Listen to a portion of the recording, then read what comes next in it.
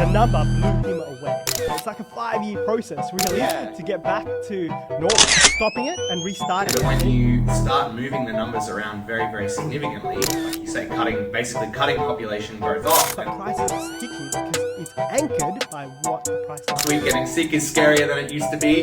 It's almost been 5 years since COVID rocked our shores and smashed the Australian economy and housing market down. Yet, it's still driving some weird outcomes in the Australian housing market. Life might be back to normal, but it's not quite the same for Australian property. We're going to talk through 3 major changes that are still fluctuating around in the housing market. More specifically, we're going to talk through the population yo-yo that's driving rental markets. We're going to talk through the construction market and how that is still not quite the same. And lastly, we're going to talk about interest rates and inflation and the macro story and how all the COVID-induced policies that were implemented back in 2020 still are rippling through today and impacting the housing market. Kurt, this one's going to be interesting. Yeah, always interesting. And, COVID, it's a while, but some of the impacts are still here. Like even I've been sick like last week. Getting sick is scarier than it used to be like 5 years ago. No one's just like, you got the flu, whatever, you're fine. Everyone's like, uh-oh. Yeah. That's true. And the really interesting thing here is I actually picked this topic up from CoreLogic, so shout out to them. I had a little conversation with one of their analysts, and they were talking about how the V shape that you see in so many COVID-related charts, the big down and the big ride back up, that's essentially what a lot of charts look like. That is still permeating through the housing market, and it's not quite the same yet, and it's going to take probably another 6, 12, 18 months before it's completely normalized and that V-shape has fully sort of unpacked itself and we're going back to the full normal reality post-COVID. So it's like a 5-year process, really, to get back to normal, really, when it comes to the housing market. Yeah, and housing, just takes some time. It has lags. Yes. So, that's one of the things that makes it a bit different from a market that can easily adjust prices, adjust supply to changing demand. Housing, if you want to build houses or change supply, these things take time, and the decisions that get made and potentially, which is some of the things we might unpack a little bit, how those decisions might have changed during COVID. Reversing those isn't something that you can just do quickly and have that really fast V-shaped bounce back. Yes.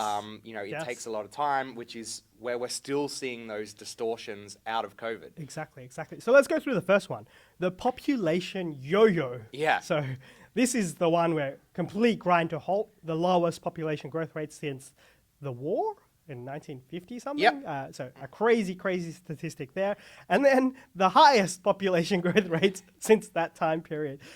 And because population is so impactful to how an economy performs and how society performs, just stopping it and restarting it, and even if you end up in the same position, it has consequences. It changes the pricing dynamics to different things. That's something we're learning here. If you just kept it stable and had the same amount of people come in each year and got to the same outcome, our same population level, but had it in consistently, it would look different.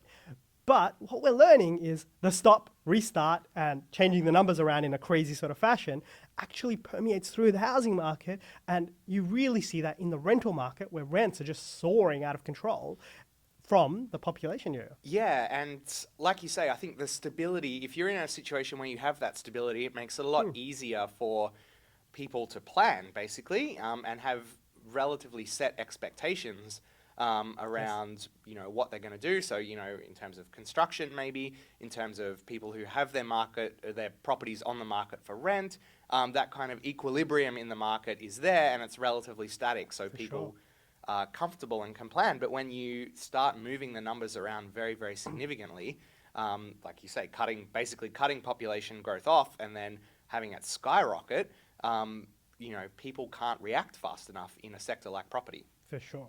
And do you have some numbers here? So I've broadly remember this from previous research. that, we typically have 250 odd thousand people come into our country pre-COVID, in and around those sort of rates. Yeah. And then it went like, Yeah, we're up over 500 basically. So, at the moment we're up Wow. over 500, and the current or the most recent budget forecasts are to get that to a stable level. I think the exact number is like 360, 370, something like that. 370,000 people, like net population increase per annum. Yeah. So that's kind of what they're targeting, which is closer to trend. But yeah, we've had that spike where it's been up over 500,000 people per annum. Yeah, and we've got some differences in government policies here between parties when it comes to this migration policy as well, where one is saying a Lower number, yeah. Yeah, that's correct, right? Yep. Yeah. So I think the coalition's talking about cutting the net migration, to a larger extent. But either way, they're, still in order for becomes- them to action that, that's, a fair way down the track, if that makes sense. Yeah, So sure. what we've already experienced where it's gone to, basically zero and then peaked or spiked up to over 500,000, Wow. that's already happened. Yeah. And that is a huge factor in what we've seen, like you say, in rental markets and in property markets, because you've basically had that big shift in demand, because effectively population is demand for housing, whether it be rentals or purchases. You've had that big change in demand, and supply can't react quickly. So if you've got demand pinging around, Such an experiment, that one. Yeah. So technically, supply shouldn't, like if you build the same number of homes each year, changing the demand profile down really low and then up really high, technically the overall demand is the same and the overall supply is the same. So the pricing dynamics here shouldn't adjust so much. So the lesson I'm taking out of this is the stickiness in prices in property exists. So Yeah. when property prices go up, they generally stay up or they come down a little bit and claw back a very small portion of the decline that happens. Prices are sticky. They stay where they are. People use comparables. That makes sense because when you compare it on the ground, people use comparables to work out what to pay for a property. That's the valuation technique people use when they're making offers. And if the last comparable was a certain price, you use that as your guide. And you might take a few percentage points off or a few percentage points higher, depending on which way the market's going. But prices are sticky because it's anchored by what the price level is beforehand. So even though the total supply and demand here hasn't actually altered all that much, we have prices moving in strange directions that don't necessarily correlate perfectly with the 3 or 4 year housing demand and supply equilibrium that we have here. Is that a fair sort of summary? Yeah, I think so. If you were to take it, say, like from pre-COVID, like Yep. a couple of years pre-COVID to now and look at the supply and demand dynamics, yeah, I think that's probably true to say that they haven't changed as significantly as the price outcomes have changed. Yeah, crazy thought there. This ties into the second point that we want to talk through, the construction market and building of homes as Yep. well. So this ties into the population story. So the problem in the construction markets when COVID hit was it took so much longer to build a house. Much longer. The time to actually build and complete, went up 50, 70, 100% in many cases. I'm doing a development, it's taking me over 2 years to complete. It's building 3 homes. That typically would have taken 12 to 15 months, and now it's taken over 2 years to do the same project.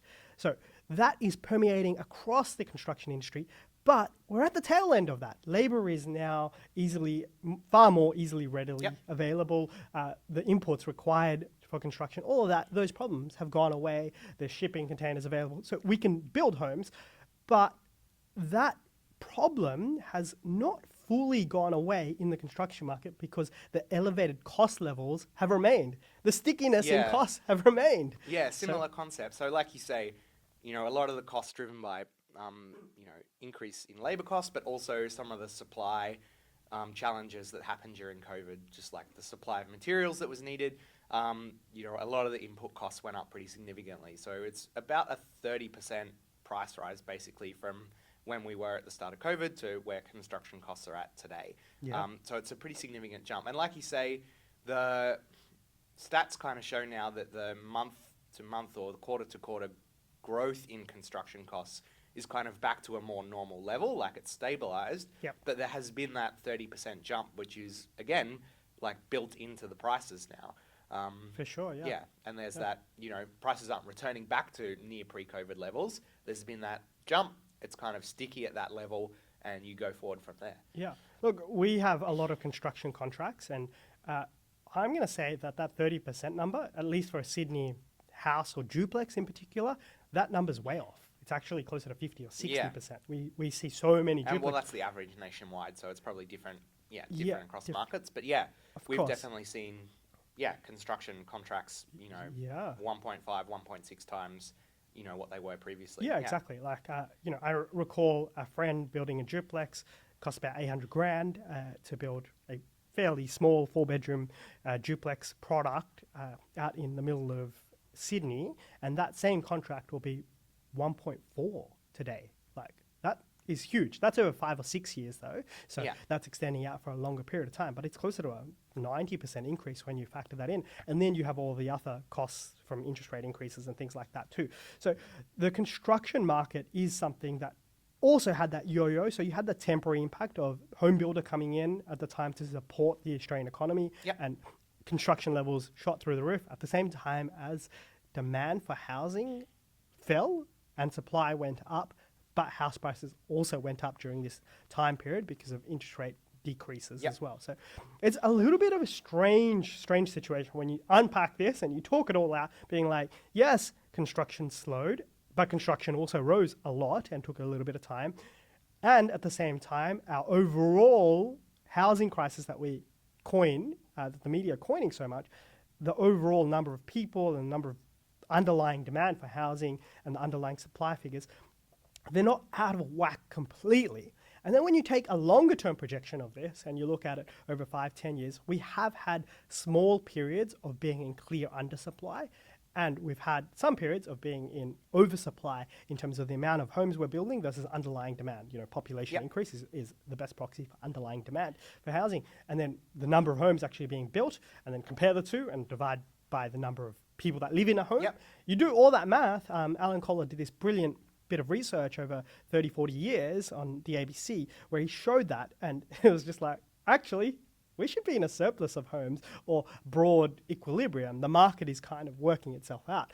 But COVID and the messages of COVID and all of these flux is creating this narrative of wow, we are completely in an undersupply right now because population growth rates are up here and building levels are down here. But that's a 1-year isolated outlook. Like, it's not looking at the broader picture of it was the reverse picture not too long ago where we were building homes and no one was coming in, and then when you expand it out over 20, 30 years, there is actually not a aggressive undersupply in number of homes. So it's a bit strange when you talk this out and be like, what is going on? I think, from my perspective, it's probably more the change in demand for different types of housing that has occurred quite rapidly. So for example, post-COVID, the increase in demand for rentals, I think, was ginormous. Regardless of the population changes, just during COVID, I imagine the demand for rental properties, apartments, these types of things, much lower just because of the situation.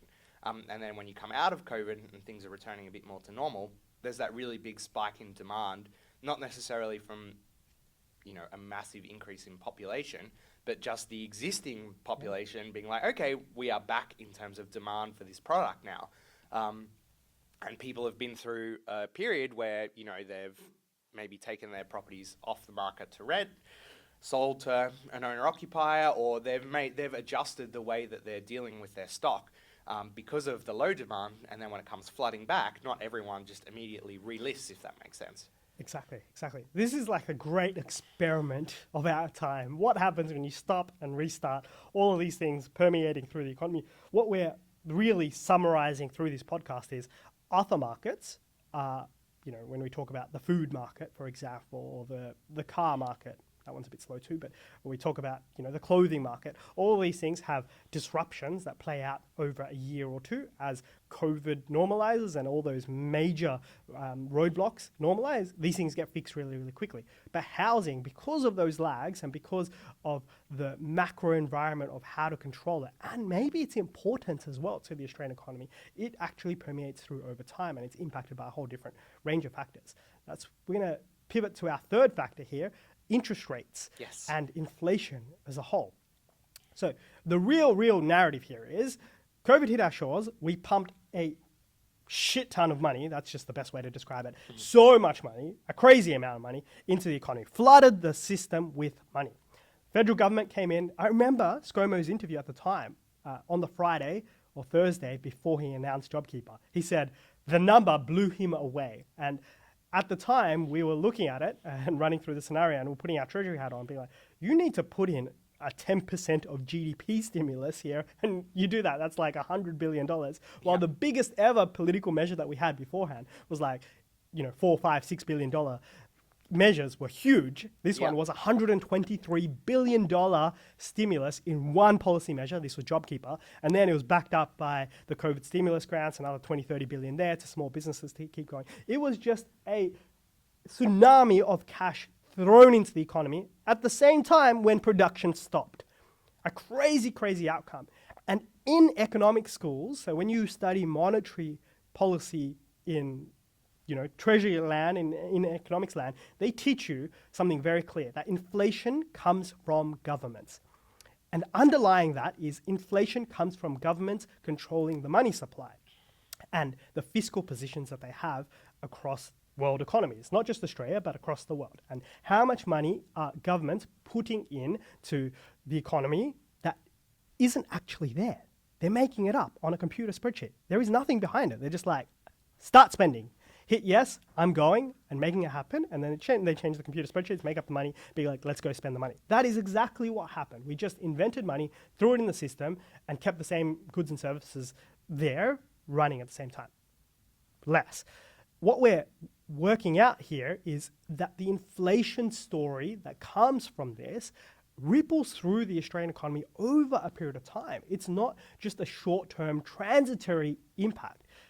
It's 4 or 5 years in, and we still have inflation, nearly double the band, and it's globally well above where it was pre-COVID. We could barely get inflation to start with a 2. It barely started with a 1 for an entire decade. We're well below the band. We averaged below the band for an entire decade beforehand. But now, for 5 years, pretty much, we are well above it. So what goes there? What's happening there with inflation permeating through? Because that just means higher interest rates, which is what we're living through at the moment. Yeah, exactly. But I mean, at least it kind of shows that the theory works in the sense that, if you do, basically print money or you increase the money supply and you have very, very loose monetary conditions, that generates inflation. I'm going to change that around because we had that in 2010. We had that for the decade beforehand. We had loose monetary conditions. We couldn't get inflation, which is what the economics... Looser, yeah. Because it's not So the world has had barely looser monetary conditions. But this is what the economics textbook tell you. The inflation comes from governments. It doesn't come from the RBA. The RBA responds to... It doesn't come from central banks. Central banks control inflation, but inflation itself, where does it come from? It comes from government expenditures exceeding government revenues over a period of time. You do that across the globe, it drives in inflation into the system. Why do we have 1 to 2% inflation across the world pretty much everywhere? It's because governments are spending more money than they're bringing in. That's something that they teach you very, very deep into later on monetary economics. Probably not in Economics 101, but it's like the story of underlying inflation. Where does it come from? That's it.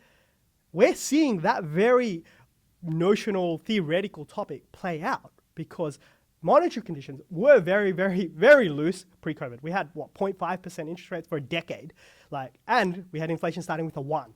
We couldn't get inflation to start with a 2, despite all our best efforts in dropping down the interest rate down.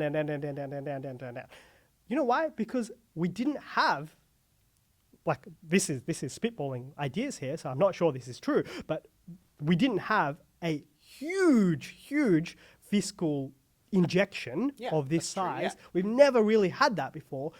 Maybe 2008, some version of that. We haven't really had this wave of fiscal injection come through. And because it was so large, we've kind of baked in the inflation for a period of time, if that makes sense. Yeah, that's true. And it's a bit crazy.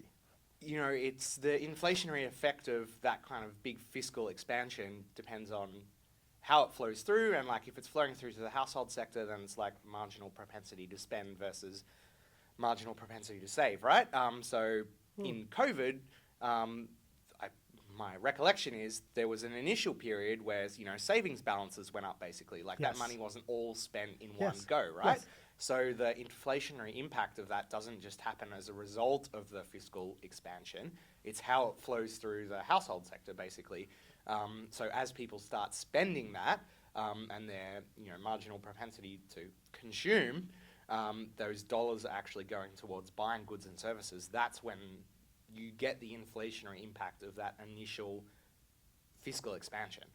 Yes, but the thing that I'm adding to this is probably a change that is going to last for an extended period of time. Because yes, you get all of the flux period with inflation. Inflation goes up Yeah, but it's baked ridiculously in. level, Yeah, yeah. and it comes back down. But the thing that's different, this is the crazy part, and a new narrative that we're working out. Even when they cut rates, the actual projection of cutting rates, are they going to cut rates back to 0.5% to get an inflation handle with a 1 figure? Because that's where our starting point was 5 years ago. That sounds like, if I say that out loud, the cash rate at 0.5% with inflation starting with a 1. It sounds wild. It sounds crazy. We're not going back there. That sounds wild.